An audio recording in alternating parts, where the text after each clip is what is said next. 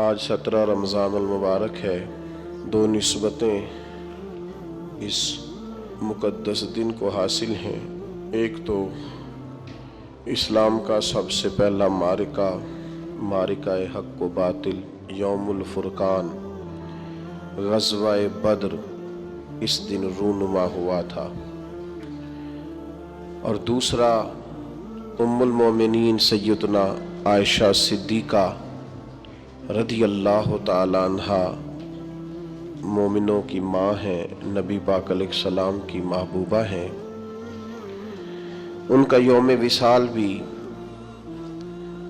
17 رمضان المبارک کو ہوا۔ ایک بات میں نے آپ کے سامنے رکھنی ہے۔ اللہ تعالیٰ نے بدر کے بارے میں فرمایا ہے کہ وَلَقَدْ نَصَرَكُمُ اللَّهُ بِبَدْرٍ وَأَنْتُمْ أَذِلَّةٌ، فرمایا اللہ نے تمہاری مدد کی بدر میں حالانکہ تم کمزور تھے۔ بندہ مومن خود سے کوشش کر کے، اچھی منصوبہ بندی کر کے، اچھی پلاننگ کر کے بھی اتنی دیر تک کامیاب نہیں ہو سکتا جب تک اسے اللہ تعالیٰ کی مدد حاصل نہ ہو۔ اللہ تعالیٰ کی مدد جن لوگوں کے شامل حال ہوتی ہے، وہ بظاہر کمزور بھی ہوں، بظاہر بہت لمبا چوڑا تعارف نہ بھی رکھتے ہوں، بظاہر کوئی بہت بڑی افرادی قوت بھی ان کے پاس نہ ہو، لیکن اللہ کی مدد اگر انہیں شامل ہو تو پھر کسی میدان میں وہ پیچھے نہیں رہتے، بلکہ اللہ تعالیٰ انہیں کامیابیاں عطا فرماتا ہے۔ اللہ کی مدد کیسے ملتی ہے؟ کون سے ایسے کام کیے جائیں، کون سے ایسے اعمال کیے جائیں جن کی وجہ سے اللہ تعالیٰ کی مدد اور رحمت بندے کے شامل حال ہوگی؟ تو بنیادی طور پر تو دو باتیں ہیں جن کو سمجھنے کی بڑی ضرورت ہے کہ وہ دو چیزیں کسی شخص میں اگر پائی جاتی ہیں تو اسے تائید الہی حاصل ہو جاتی ہے۔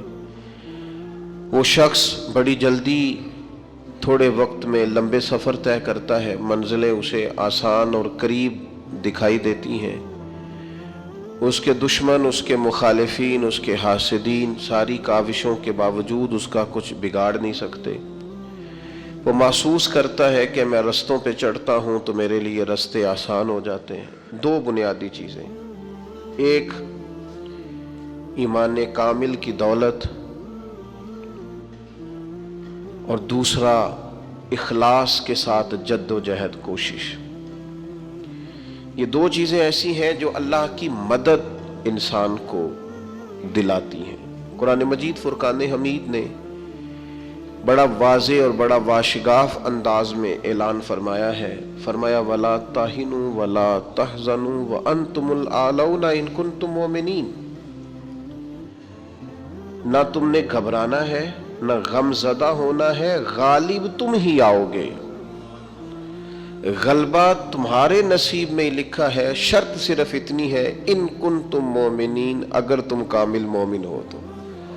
اگر تم مومن ہو تو غلبہ تمہیں ملے گا، فتح تمہیں ملے گی، مدد تمہاری کی جائے گی، شرط یہ ہے کہ تم کامل مومن ہو۔ اور دوسرا فرمایا وَالَّذِينَ جَاهَدُوا فِينَا لَنَهْدِيَنَّهُمْ سُبُلَنَا، جو لوگ ہمارے رستے میں جد و جہد کرتے ہیں ہم ضرور انہیں رستہ عطا فرما دیتے ہیں۔ ایک تو کامل ایمان انسان کے پاس ہو، دوسرا اس میں جد و جہد ہو، ہمت ہو، کام کرے، کوشش کرے، بڑی جلدی تھک نہ جائے، بڑی جلدی ہار نہ مان جائے، بڑی جلدی گھبرا نہ جائے، بڑی جلدی وہ فیصلے کرنے میں تیزی نہ دکھائے، اس کے مزاج کے اندر جد و جہد ہو، کوشش ہو، تو یہ چیز اللہ تعالیٰ کی مدد اس کے شامل حال کرے گی۔ تیسری بات جس سے اللہ کی مدد انسان کو ملتی ہے وہ اخلاص ہے۔ جو لوگ ریاکاری کر رہے ہوتے ہیں وہ تو دولت اور شہرت کے رستے پہ ہوتے ہیں، اقتدار کے رستے پہ ہوتے ہیں، راہ خدا پہ تو ہوتے ہی نہیں۔ تو راہ خدا پہ جو لوگ ہوتے ہیں انہیں مدد نصیب ہوتی ہے، اس کے لیے اپنی نیتوں اور اپنے ارادوں کو ٹھیک رکھنا، اپنی نیتوں کا وضو رکھنا بڑا ضروری ہوتا ہے۔ جن لوگوں کے اندر اخلاص ہوتا ہے انہیں اللہ کی مدد ملتی ہے۔ جو ریاکار ہوتے ہیں، تصنع بناوٹ والے ہوتے ہیں، وہ تو صرف ماحول کے اندر اپنے حق میں رائے قائم کرنا چاہتے ہیں، ان کو مدد الہی کیسے ملے گی؟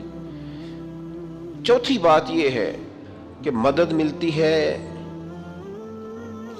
نماز پڑھنے سے اور مدد ملتی ہے صبر کرنے سے. جلد بازوں کو، بے صبروں کو، کم ہمتوں کو مدد نہیں ملتی. جو حکمت سے زیادہ جذباتیت کے قائل ہوں، تدبر اور فہم و فراست کی بجائے جلد بازی ان کا مزاج ہو، ان کو مدد کیسے ملے گی؟ آپ میں ٹھہراؤ ہو، حوصلہ ہو، صبر ہو تو اللہ کی مدد آ جاتی ہے. قرآن مجید نے فرمایا یا ایھا الذین آمنوا استعینوا بالصبر والصلاۃ، اے ایمان والو صبر اور نماز سے مدد مانگو، یہ تمہارے مددگار ہیں. آپ نبی پاک علیہ السلام کی مقدس سیرت پاک کو دیکھیں، کوئی بھی وقت آیا تو حضور نے نماز پڑھی ہے.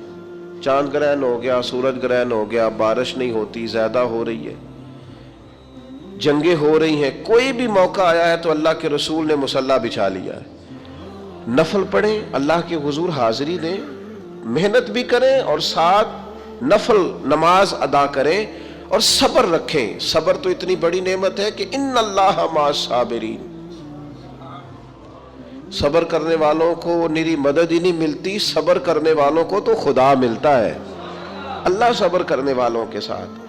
تو یہ کام کریں گے تو اللہ کی مدد ملے گی. پھر اللہ کی رحمت اور مدد ملتی ہے ذکر کرنے والوں کو. حضور سید عالم علیہ السلام نے فرمایا جب لوگ ذکر کرنے کے لیے بیٹھتے ہیں تو اللہ کی رحمت انہیں گھیر لیتی ہے. پھر مدد ملتی ہے، رحم ہوتا ہے درود پاک پڑھنے والوں پر. ایک بار تو میرے محبوب پر درود پڑھ، تیرے اوپر 10 رحمتوں کا نزول کیا جائے گا. قانون خدا بندی یہ ہے کہ تو ایک بار محبوب پہ درود پڑھ، تیرے 10 گناہ معاف کر دیے جائیں گے، تیرے 10 درجے بلند کر دیے جائیں گے. تو پڑھیں درود، رحمت الہی میں نہا جائیں گے. اور پھر اللہ کی مدد ان لوگوں کو حاصل ہوتی ہے جو اللہ کی مخلوق پر رحم کرتے ہیں. مخلوق خدا پر جتنا دل بندے کا نرم ہوتا جائے، رحم والا ہوتا جائے، اتنی اسے اللہ کی مدد ملتی جاتی ہے. نبی پاک علیہ السلام نے فرمایا تم اللہ کی مخلوق پہ رحم کرو، اللہ تمہارے اوپر رحم فرمائے گا. اللہ تم پر رحم کرے گا، تم مخلوق خدا پہ رحم کرو. تو یہ چند چیزیں ہیں جن کی وجہ سے انسان کو اللہ کی مدد ملتی ہے. ان کو اپنایا جائے، ان کے مطابق اپنی زندگی کو ڈھالا جائے، مدد الہی نصیب ہو جائے گی.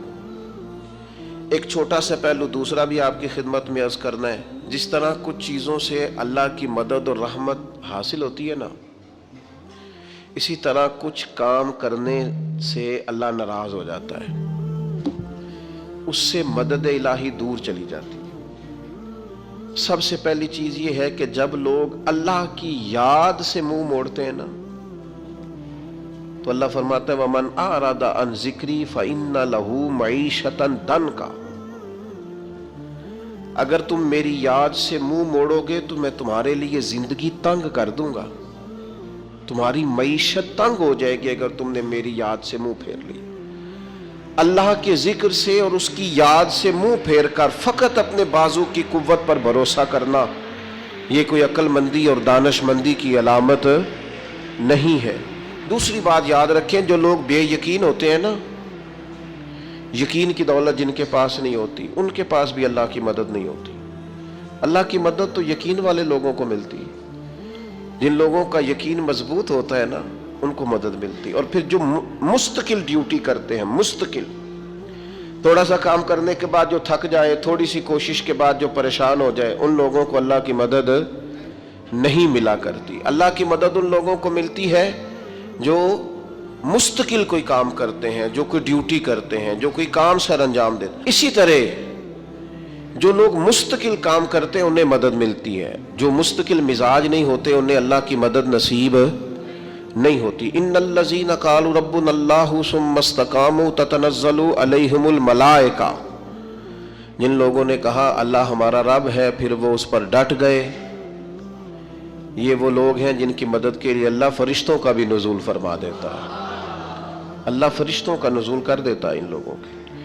تو مستقل کام کرنے سے اللہ کی مدد ملتی ہے. تو جو لوگ مستقل مزاج نہیں ہوتے وہ اس سے معاذ اللہ محروم ہو جاتے ہیں. پھر ظلم سے اللہ کی مدد روٹ جاتی ہے. جب لوگ ظلم اور زیادتی کرتے ہیں پھر انہیں اللہ کی مدد نصیب نہیں ہوتی۔ کسی معاشرے میں بھی اگر ظلم عام ہو جاتا ہے تو وہاں سے رحمت الہی روٹھ جاتی ہے۔ پھر اسی طریقے سے جو لوگ تصنع کرتے ہیں، ریاکاری کرتے ہیں، نبی کریم علیہ السلام نے فرمایا کہ اللہ قیامت کے دن کچھ لوگوں سے فرمائے گا ان سے جا کے اجر مانگو جنہیں دکھانے کے لیے تم نے عمل کیے تھے، میرے لیے تو کیے ہی نہیں۔ اللہ کی مدد روٹھ گئی، ناراض ہو گئی۔ تو ایسے لوگوں سے بھی مدد الہی ناراض ہو جاتی ہے۔ پھر رزق حرام کے جو لوگ عادی ہو جاتے ہیں، حرام کے، نبی کریم علیہ السلام نے فرمایا ایک شخص دور سے آیا ہے، لباس اس کا آٹا پھٹا ہے، اور وہ دیر سے کہہ رہا ہے یا رب یا رب یا رب، تو فرمایا جی جتنی دیر مرضی دعا مانگے اس کی دعا قبول نہیں ہوگی۔ یہ رحمت للعالمین محبوب فرمایا۔ حضور کیوں قبول نہیں ہوگی؟ تو کریم فرماتے ہیں اس لیے قبول نہیں ہوگی کہ اس نے جو کھایا ہے وہ بھی حرام پیسوں کا ہے، جو پہنا ہے وہ بھی حرام کا ہے، جو پیا ہے وہ بھی حرام کا ہے۔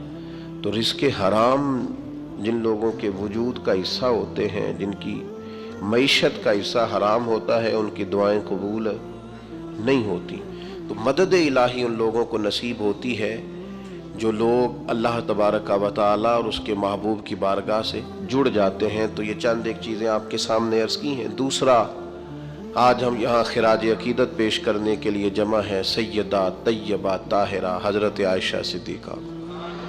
ہم قربان جائیں ان رستوں کے جن رستوں سے ہماری ماں چلا کرتی تھی۔ وہ کیا عظمتوں والی خاتون ہے، کیا شان ہے، کیا رفت ہے۔ کوئی سمجھ سکتا ہے اس خاتون کی عظمت کو جن کے حجرے میں، جن کے گھر میں جا کے اللہ کے محبوب سکون محسوس فرماتے؟ آپ سمجھ سکتے ہیں اس خاتون کی عظمت کیا ہوگی جن کے حجرہ نور کے اندر آج گنبد خضرا بنا ہے اور اللہ کے محبوب اور آرام فرما ہے۔ خدا کی رحمتیں ساری، انوار و تجلیات اور کرم جس جگہ برس رہے ہیں وہ حجرہ سیدہ عائشہ صدیقہ ہے۔ کیا بات ہے، بنت صدیق آرام جان نبی حضرت سیدہ عائشہ صدیقہ کو کیا مرتبہ اللہ نے عطا کیا ہے کہ حضور فرماتے ہیں عائشہ آپ کی تو صورت نکاح سے پہلے لا کے مجھے جبریل امین نے دکھائی کہ محبوب اس خاتون سے اللہ آپ کا نکاح فرمانے والا ہے۔ کیا عظمتیں ہیں اس پاک باز خاتون کی۔ لیکن حضرت عائشہ صدیقہ کی زندگی کا سب سے بڑا سبق اپنی روحانی اولاد کے لیے، ہمارے لیے، ہماری نسلوں کے لیے، امت کے لیے سب سے بڑا سبق سیدہ عائشہ صدیقہ کی زندگی کا ہے پڑھنا پڑھانا، دین پڑھنا۔ انہوں نے احادیث یاد کی، امت تک پہنچائی۔ سب سے بڑا ان کا سبق پڑھنا پڑھانا ہے۔ امت اگر حضور کی باتیں یاد کرتی ہے، آگے سکھاتی ہے، پڑھتی ہے، آگے پہنچاتی ہے، تو پھر وہ اس سبق کو یاد کرتی ہے۔ اللہ تبارک و تعالی ہماری اس بزم کو اپنی بارگاہ میں قبول فرمائے۔